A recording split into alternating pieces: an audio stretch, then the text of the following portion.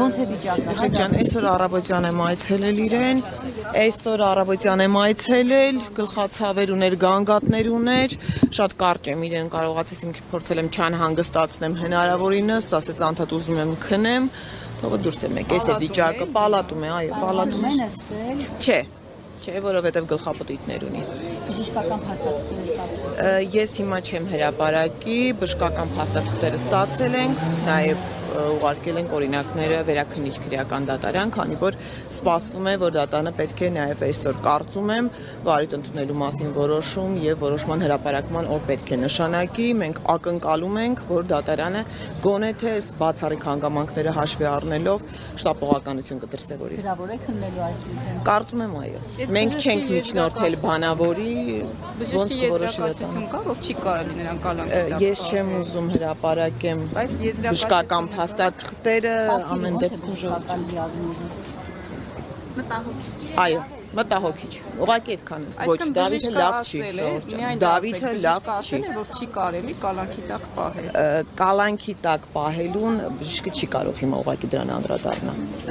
Կան հիվանդություններ, որոնք արդեն դա իրավական տիրույթ է, հա։ Արդեն մենք պետք է մենք Դեռ չենք ստացել, ինչ որ գործողություններ ընթացակարգային իրականացվում են, թե դրանք որքանով են արդյունավետ եւ ինչ կլինի հետագա պատկերը, լրացուցիչ ձեզ կասենք, որտեղ մենք դեռ սպասում ենք։ Մեր համար հիմա այս պահին առաջնային է իր կյանքի եւ առողջության իրավունքն է։ Ասում էր մենք պատշաճ կքննարկենք եւ կարձական։ Դե սպասում ենք։ Արդյոք հրատապ այս խնդիրը այդպես պետք է քննարկվի։ Իհարկե ոչ, ուղղակի նայեք, պաշտպանական կողմը հիմա այս պահին կա առաջնային խնդիր եւ կա երկրորդային։ Հիմա այս պահին մեզ համար առաջնային խնդիրը դա իր կյանքի եւ առողջության խնդիրն է։ Այսինքն հետո կրթության իրավունքին կանդրադառնանք արդեն։ Հերթական ակցիան է, այս մեկից ինչ ակնկալիք ունեք, եթե նրանք արձագանք չեն ստացել, դեպի Մարտիրոսյանը։ Ես այս թողնում եմ ակցիան մենք չենք կազմակերպել, գիտեք, աղջիկներն են կազմակերպել, հենց ի սկզբանե հայտարարել են, որ ապա քաղաքական Ես հույս ունեմ, որ լսելի կդառնան, որ կլսեն, ի վերջո լսելի կդառնան, այո։ Լսելին բացի, բայց կլինի, որ Դավիթին ընդհանրապես ազատ արձակին հաշվի Հիմքերը իհարկե արկա են, այ թե կանեն, թե չեն անի, թողնենք իրենց։ Ես չեմ կարող անցնել, ասենք, եթե ինձ եք հարցնում, չէ, ես ի սկզբանե ասում եմ Դավիթը չպիտի կալանավորվեր, որովհետև չկար դրա հիմքերը։ Տիկին Մարտիրոսյան գլխավոր դատախազության ուղարկված նամակը անցած շաբաթ պատասխանում եք։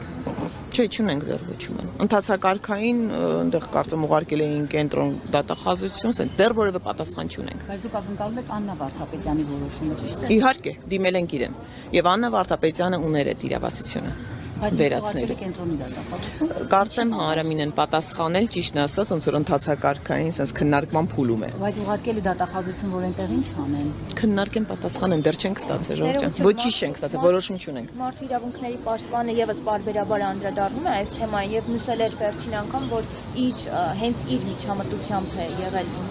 եղել է որ կներեք, ինչն է եղել իր միջամտությամբ, որ օրինակ վերցնենք, որ իր միջամտությամբ քննչական կոմիտեի դռները բացվեցին, մենք կարողացանք ներս մտնել, կամ իր միջամտությամբ եղավ, որ 1 ժամ 20 րոպե անց մենք կարողացանք բարձրանալ բերման ենթարկողների մոտ։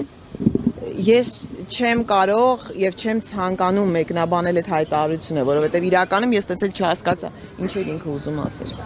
Եթե միջամտությունը դա է, կներեք էլի։